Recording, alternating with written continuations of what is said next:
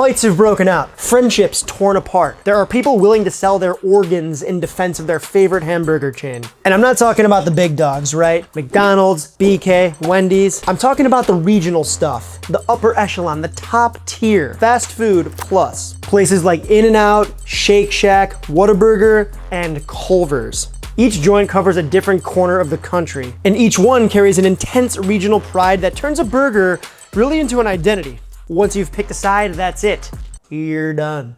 Now here's the thing, all of these burgers do a lot of great things, do a lot of things right, but they all also have weaknesses. And yes, by the end of this video, some feelings might be hurt. So today we're gonna be brutally honest about each regional chain burger. We'll figure out what they get right, then combine all those elements to create what in theory should be America's best fast food burger. That really is the goal here, so yeah, that's why we're doing this.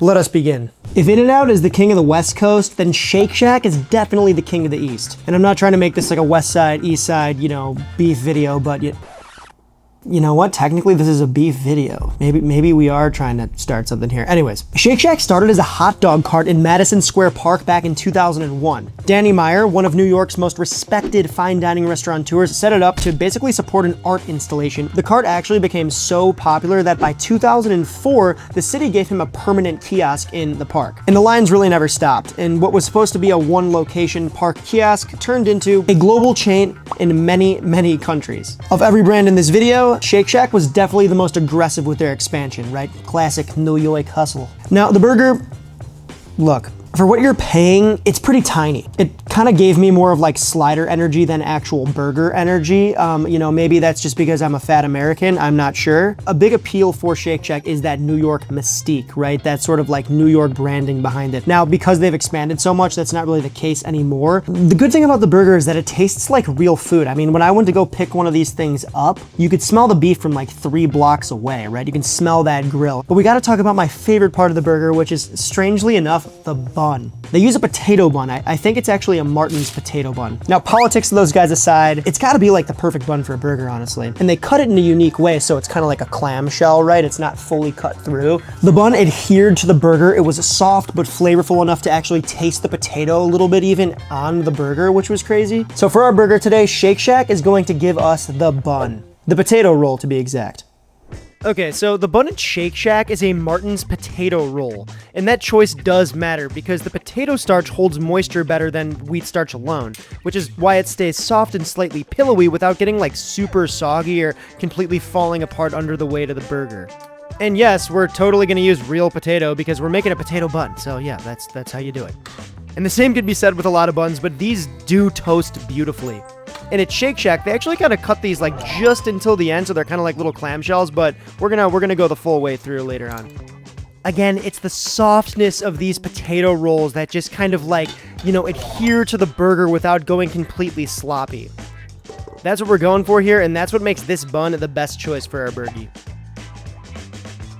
This next one has got to be the most underrated burger joint on this entire list, and maybe even the country. Culver's is a family-owned restaurant that started in 1984 in a small town in Wisconsin with a population of about 3,000 people. Craig Culver opened it with his parents in a building that actually used to be an A&W, which if you're not familiar, it's another really, really awesome, I guess maybe a regional burger joint. A&W is a pretty big brand, but you've definitely seen the logo. I mean, it's root beer. Culver's crept quietly across the Midwest for years, and even now with locations in 26 states, it still definitely flies under the national radar. This is really just small town American ingenuity. And they just so happen to serve one of the best fast food burgers in the country. Just ask Andrew Zimmern. That is Whataburger heaven. There's no flashy sauce, there's no secret menu, there's no mythology, nothing that sort of tickles the food media's fancy and makes them lose their minds, right? Nothing that you're gonna see like a TikToker want to make a video out of because it's like super cool or trendy. It just sort of shows up, blows away your expectations, and somehow people outside the Midwest still aren't talking about it in the way that they should. It's honestly baffling to me, and if there's one thing, one takeaway from this video, it's go out there and try yourself a Culver's. You're not gonna be disappointed. This feels like a Culver's commercial, but I'm a big fan, okay? At Culver's, the patties are made from 3 different cuts of beef. You got the plate, aka the short rib, the sirloin, and beef chuck. It's then pressed firmly against the plancha or the flat top until you kind of have those absurdly caramelized, crusty edges. classic smash burger stuff. They also use shockingly fresh produce. Like whenever I'm there, like I've had a burger in the middle of winter and the tomato was like good somehow. I can't go to the store and find a good tomato. Like how are they getting those? And of course, real Wisconsin cheese, which, you know, I'm not sure there's any better dairy in America. You know, maybe some Vermont people might have something to say about that. But yeah, Wisconsin is literally a dairy state. It's like the cheese heads. They're known for that.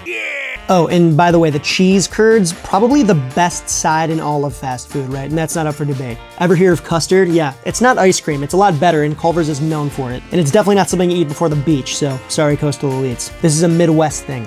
I mentioned it before, but the Whataburger is what Culver's is most known for, and it's really not what it sounds like. All it is just making sure you butter your bun nicely, toast it up, and, you know, make a burger with it. So from Culver's, we're borrowing that Whataburger technique, the beef blend, the patties, and that quality, that super nice, high quality produce and sort of build style.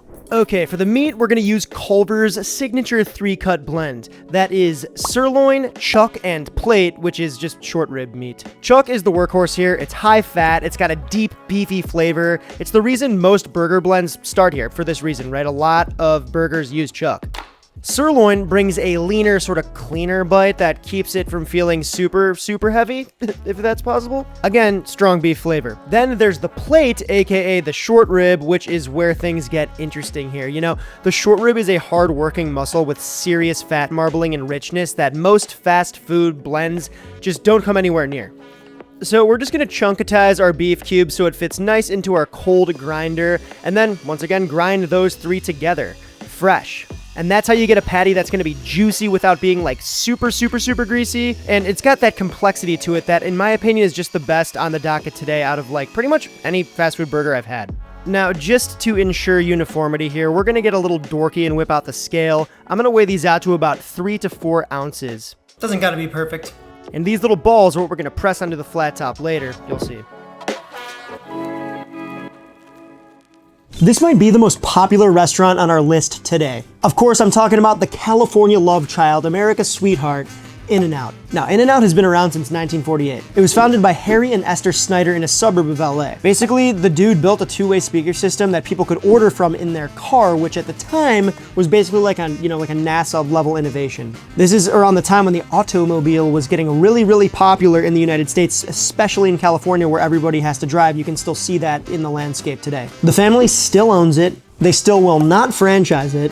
And they have an ironclad rule. They will not open a location more than 300 miles away from one of their own patty making facilities, right? Everything is fresh, never frozen, and always has been. A lot of different burger chains kind of claim the fresh, never frozen thing today, but these guys might have been the ones to start it. Don't quote me on that. Kind of like with Shake Shack in New York, In-N-Out is sort of tied to LA and sort of that West Coast identity. And the scarcity alone makes it better. But that sort of nostalgic feeling, that West Coast identity and that tie to LA definitely does a lot of that heavy lifting for, like, you know, why the burger's so popular. It seems like punching down, but it's not, because In-N-Out is so popular, but their fries blow. I'm sorry, they do. If you eat them more than 2 minutes from when they've come out the fryer, they literally taste and feel like cardboard. And if you get them animal style too, the cheese just kind of like hardens on them really fast. It's just like they're just not good.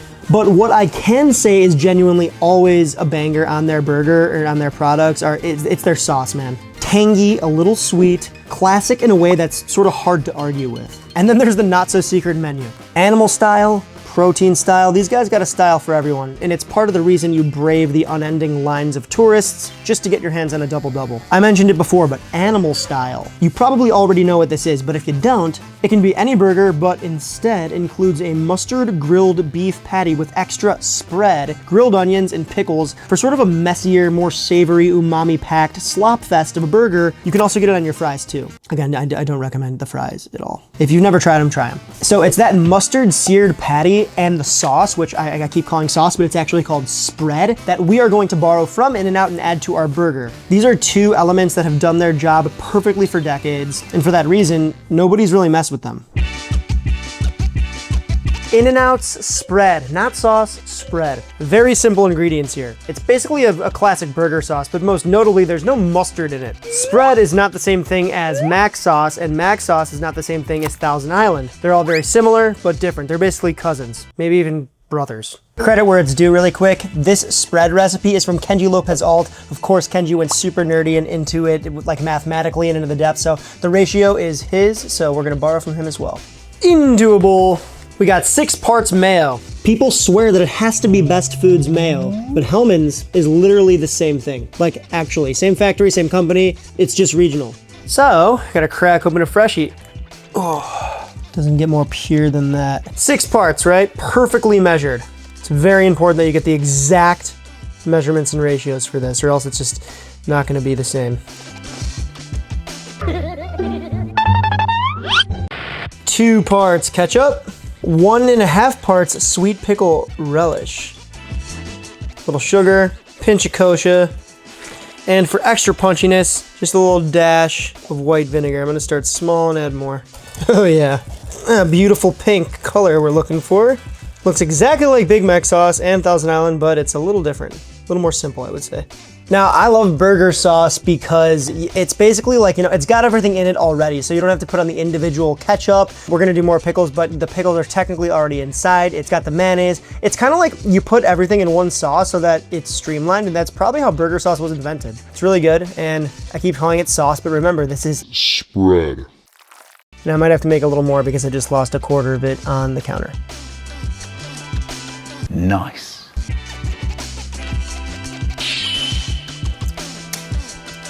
If you make it right, it should hit you kind of right back here. You know, it should be like punchy and tangy, sweet, savory, creamy. What isn't burger sauce? However, I do want to do a little bit more vinegar. Just a little bloop.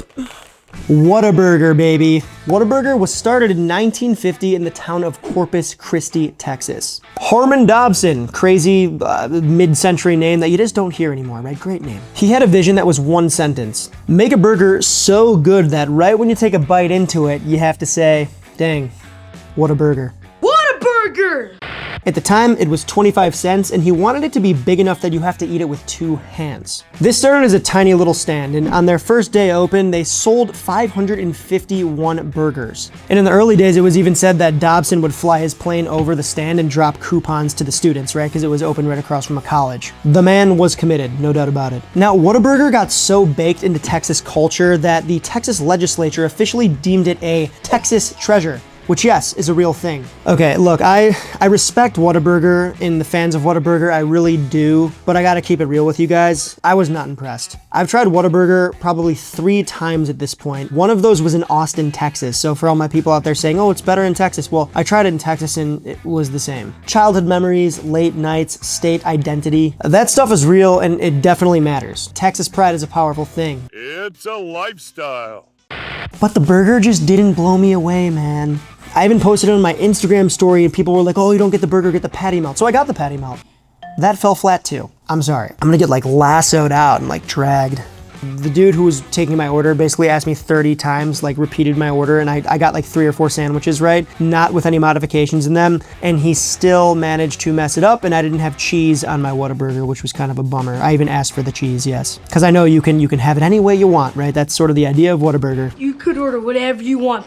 But on a separate note, shout out their spicy ketchup. That is pretty fire, and I'm not a big ketchup guy. So what I did enjoy about Whataburger is the scale of it. When I unwrapped it, it was the first thing I noticed, and it turns out that it was completely intentional from day one. Remember, he wanted that burger so big that you really had no choice but to hold it with 2 hands. Also, fun fact, reportedly, Burger King caught wind of the wider burger experience that Whataburger had to offer, which led to the invention of the Whopper. Don't quote me on that, I'm not sure, it's alleged, but I think Whataburger started like a couple years before Burger King did, so kind of checks out. So what we're gonna take from Whataburger is the size, right? I noticed it right off the bat. It did make for a more enjoyable and fun burger eating experience. I love the look of it, man. It looks like a nice burger, because size, as it turns out, does matter in this situation, even outside the Lone Star State. All right, so our dough's been fermenting. It's nice and smooth and elastic. Remember, we're going 2-handed here, which means we need some pretty decently large burger bun dough balls. A little larger than you might be used to making. For high hydration dough like this, I like to have a floured area and an unfloured area here so that, you know, it's sticky. You need flour. So I like to coat it, kind of shape the dough with the flour, then move it over here to a more tactile surface so you can shape it easier without it slipping around in the flour.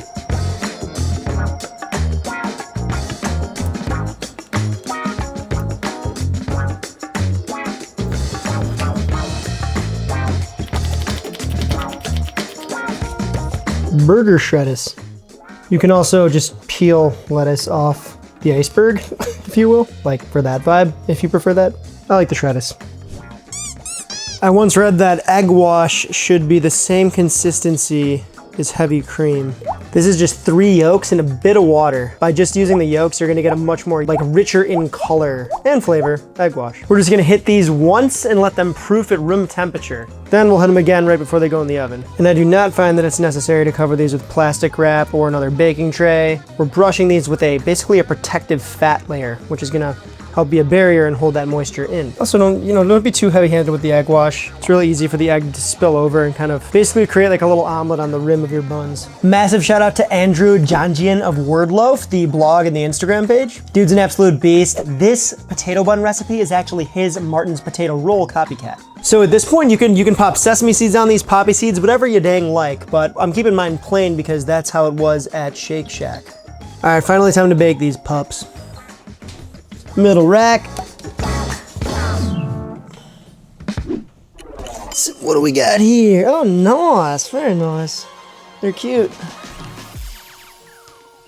Little fun fact, if your bread reads 205 or above, generally it's finished baking. So I like to pick my ugliest boy. Nothing against you, just you're a little bit uggo. Probe that, see where we're at. Yep, above 205. And if it doesn't come out super clean, that's totally fine. It's just gotta cool. I don't know about y'all, but that looks like a two-hander to me. Yeah. The Whataburger buns are about 5 inches across. Yeah, about 4.5, so right under 5. And I love the bottom there. It smells like a mixture of sort of like brioche, but you can also totally smell that potato still too. Very interesting bread. And look how soft that is. I know they just came out of the oven, but like you can just see how kind of like tender and soft that is. It's got almost like a skin. Be sure to let these cool before you cut into them. Looks pretty potato rolly to me. It's like so soft. This is called a butter bell, and it keeps your butter room temperature without going bad. Spreadable burr. And this is what makes it a butter burger, believe it or not. And these are ready for the grill now. For the cook, we're gonna go full on in and out animal style right on this ripping hot plancha. Now I'm gonna place these balls kind of apart so that they have enough room to kind of spread out when they're pressed down. First, salt goes on, just kosher salt, nothing fancy. Then we're gonna smash these a bit and cook them. This is only gonna take like 1 or 2 minutes. Remember, but don't cook by time here, just use your eye, your instinct. Remember, we're cooking from the heart. Get a good crust on these things. Now, this right here is the move that some people skip out on, mostly because they don't know it exists. I'm gonna hit this with yellow mustard, and it's part of In-N-Out's animal style, but it's not the part that anybody really talks about, which is interesting. Everyone's focused on the sauce, the grilled onions. Technically, when you order an animal style burger, this should happen, but some places just don't do it or skimp out. The mustard hits the heat, it caramelizes, and it fuses into all that crust in a way that sort of just adds this like sharp, tangy depth that you can't get any other way. Then you already know the vibe. It's caramelized onions, Americano cheese, then you let everything kind of just melt together. And of course, we're going for that butter burger energy from Culver's. So I'm just gonna throw our potato buns on the plancha, a little bit of butter underneath, and toast these off until they're beautifully GB golden brown. Don't be afraid to flip your buns around and kind of toast that rounded off side too. There should be enough residual fat on the plancha to kind of like, aid that. We want these beautifully soft, and that heat is also gonna help to coax out some more of that potato flavor. All right, everything's donezo. It's finally time to build this thing. We're starting with our potato bun. We're gonna go down with some spread. Get that saucy base going, edge to edge. Followed by some shredders here, creating that base, that bed, the bed of veg. This is a Culver's thing. They always do their veggies in the bottom. And since these are so ultra thin, I'm gonna go 2 tomatoes. I can't help myself, just a tiny pinch of salt on the mater. I'm gonna go double onion here. I just love the look and the crunch, the oniony crunch. Then our piece de resistance, our smashy American cheese caramelized onion burgies. We'll top things off with some dill pickle chips. A little more spread on that top bun, and pop the crown on. Dude, look at that thing. Oh man. Brother, look at this beast. The lacy edges, the sauce piling off, the colorful veggies at the bottom, the bun, golden yellow hue. Hot diggity dangus, I say. I think we gotta cut into it. I don't want to. Nah. I think we gotta see a cross section. It kind of pains me to do this, but yeah.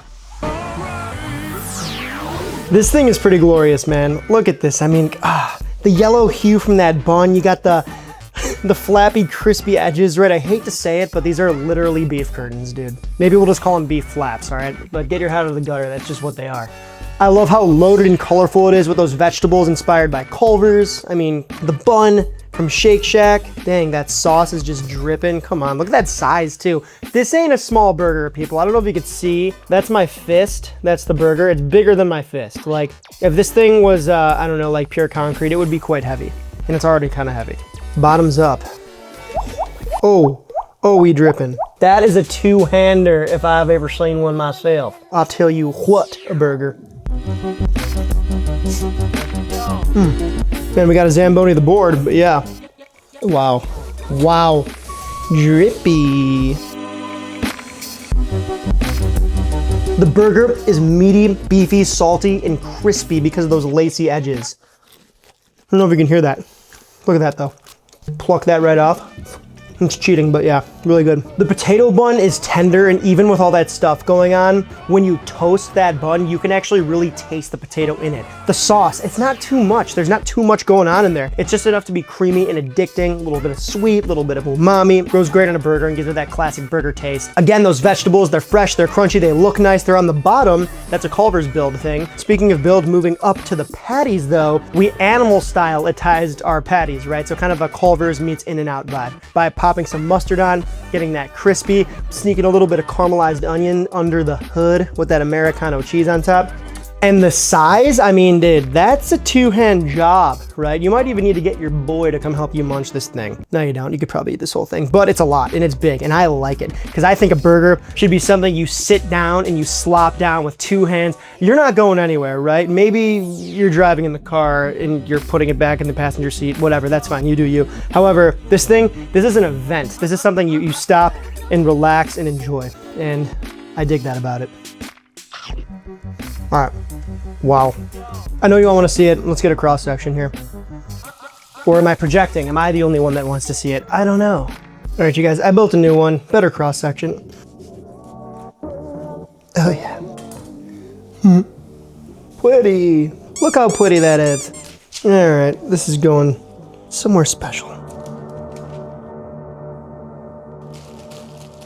I think every one of these joints is special because they serve a different part of the country, and it's fun to have these conversations, right? Like at the end of the day, we're super lucky to be able to have all these amazing burgers in different parts of the country and be able to talk about it, right? It's actually like a big piece of like American food culture. But I know you got your favorite, so let us know in the comments below what you think is the best burger in the USA. Keep it fast food though, right? This is a fast food conversation. Oh.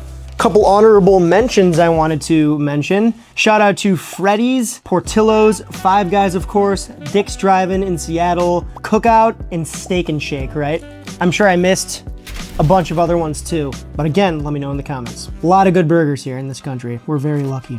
Thanks for watching till the end here, guys. Like the video if you liked it, sub to the channel if you're new to the channel. If you're not new to the channel, welcome back. Sorry, that was weird. I was gonna give you a hug. No more kissies. Or kissy if you want it. Best way to support the channel is over on the Grocery Fund, aka the Patreon. Come say what's up in Discord. We're cooling, we're chatting, we're having great conversations. We do giveaways over there, so come introduce yourself. Also, another good way to support the channel is to cop some merch.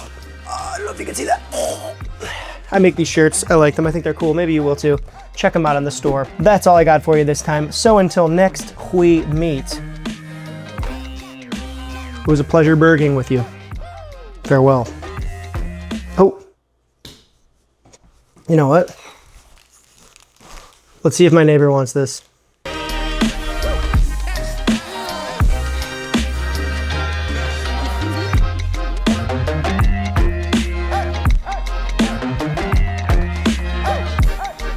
Bird? This happens, dude. What's up?